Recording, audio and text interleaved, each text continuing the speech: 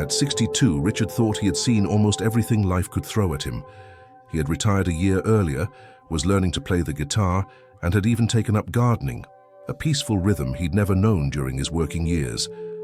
But everything paused the day he received a call that started with, "Your blood results show a PSA level of 11.2, and ended with the word cancer.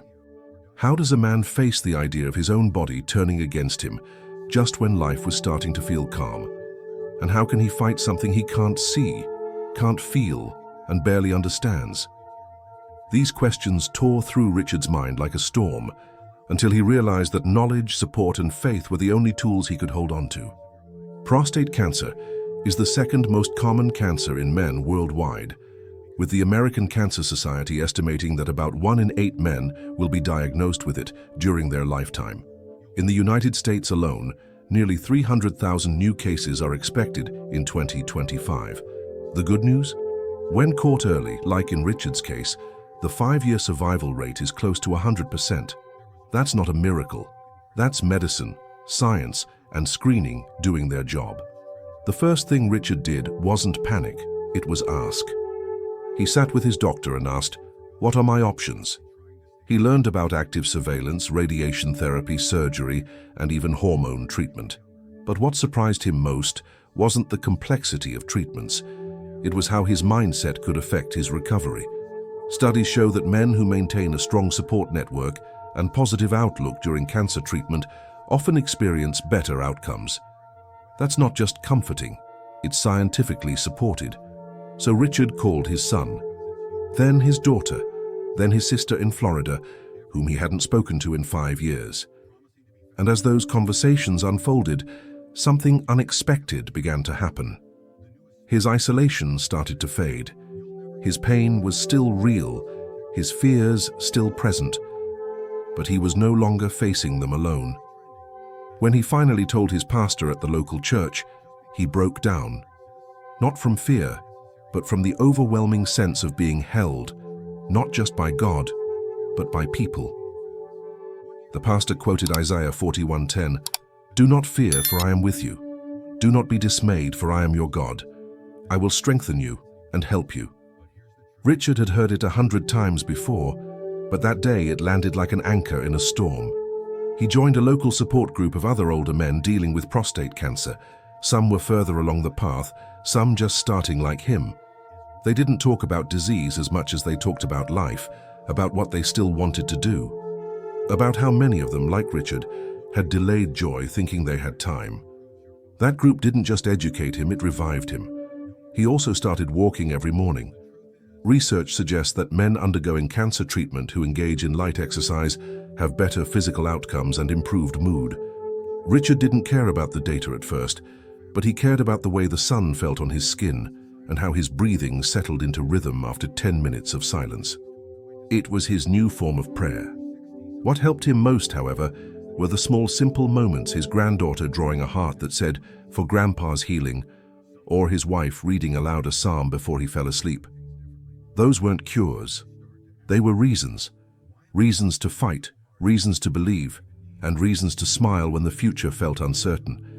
Even his doctor noticed the change. "Your numbers are holding steady," he said. "We're going to monitor closely, but right now you're doing everything right." That sentence wasn't a declaration of victory. It was a pause in the war, a breath of peace between battles. As Richard lay in bed one night, looking at the ceiling, he didn't think about cancer. He thought about forgiveness, about the neighbor he hadn't spoken to since 2004, about the hobby he never tried, about the words he never said to his father. Because facing death doesn't always make you fear it. It sometimes teaches you how to live. He began writing a journal, not to document his illness, but to remember his dreams. Things he still wanted to do, say, feel, give. The journal was messy, emotional, full of corrections and scribbles, but it was alive, like him. And that's the core of this story. Cancer came uninvited, like a storm out of nowhere. But Richard's life didn't end, it expanded. With science guiding his treatment, loved ones holding his hand and faith anchoring his soul, he discovered something powerful. The end of one chapter doesn't mean the book is closing.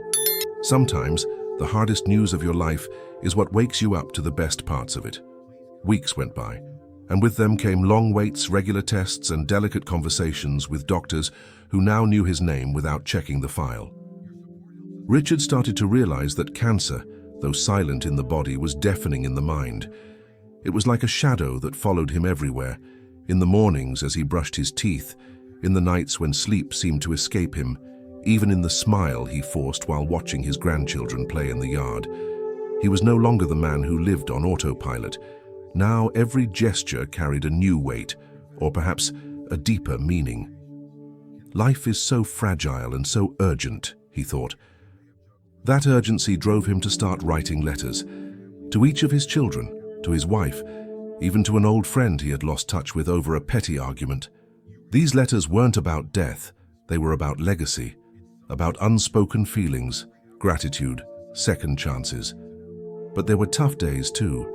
During one consultation, the urologist explained that despite the initial stability, his PSA levels had risen slightly to 12.6. It wasn't a sentence, but it demanded attention.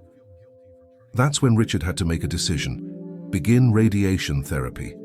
He feared the side effects, fatigue, incontinence, the impact on intimacy. But what bothered him most was the loss of control. His wife, Margaret, held his hand tightly when they got the news. "We'll get through this together," she said, "just like we always have." She had been there through joy, through loss, through the births of their children, and now, once again, she was by his side without hesitation. That quiet, steady love was the root that kept him grounded, even when fear tried to knock him down. Science, on its side, kept doing its job.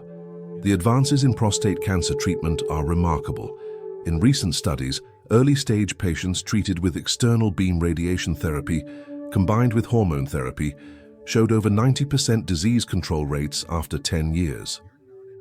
More than that, personalized medicine now allows doctors to tailor the type and dose of treatment to each patient's profile, reducing risks and improving outcomes. But healing isn't built on data alone. What really made a difference for Richard were the invisible things, small emotional routines. He started meditating 10 minutes a day, following a suggestion from his oldest granddaughter. He'd close his eyes, take deep breaths, and try simply to be present. Not thinking about yesterday, not worrying about tomorrow, just today. At a support group, he met men with similar stories. Some in remission, others still in treatment, some dealing with recurrence. No one there wore a white coat or used big medical terms. They were fathers, grandfathers, neighbors, men learning to live with vulnerability and strength at the same time. One of them, Harold, 74, said something Richard would never forget. "We don't fight cancer. We learn to live beside it until it gets tired of us." And it was by living that way, with more awareness of every moment, that Richard rediscovered the beauty in simple things. Sipping hot coffee while watching the sky, reading a psalm out loud, hearing his wife hum while cooking, running his fingers through his grandson's hair and feeling the texture of childhood again. Even the pain, which sometimes followed radiation sessions, gained new meaning. If it hurts, it means I'm still here. His faith also deepened, not as a source of answers, but as a place of rest. He started attending church more often and spoke to God like he would to an old friend. "I don't ask you for explanations, just give me strength to go on," he'd say. And he found that strength in the details, in an open Bible at Philippians 4:13, "I can do all things through Christ who strengthens me," or in the hug of someone saying, "I'm praying for you." There were practical changes too. He adjusted his diet, cutting out fried food, switching soda for lemon water, red meat for grilled fish. Not out of obligation, but out of love for his own life. He studied the connection between diet and cancer prevention and learned that foods rich in lycopene, found in tomatoes for example, and cruciferous vegetables like broccoli and kale might offer protective benefits for the prostate. Taking care of his body became an act of faith. More than that, Richard began to care for his mind. He started therapy, yes, a 62-year-old man going to a psychologist.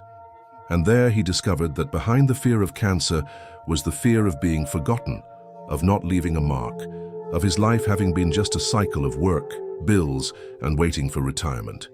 And in that room, on that couch, he decided there was still time to live with purpose. He wasn't dying. He was waking up. One Sunday afternoon, as he watched his grandkids put together a puzzle on the living room floor, Richard felt something different. It wasn't the absence of pain or a sudden miracle.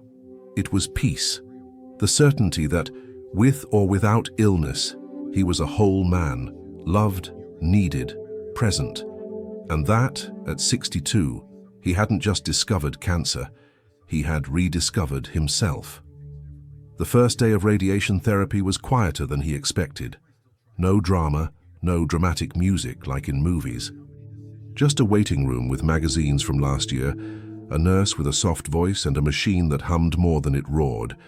Richard lay there still, eyes closed as the beam did its job.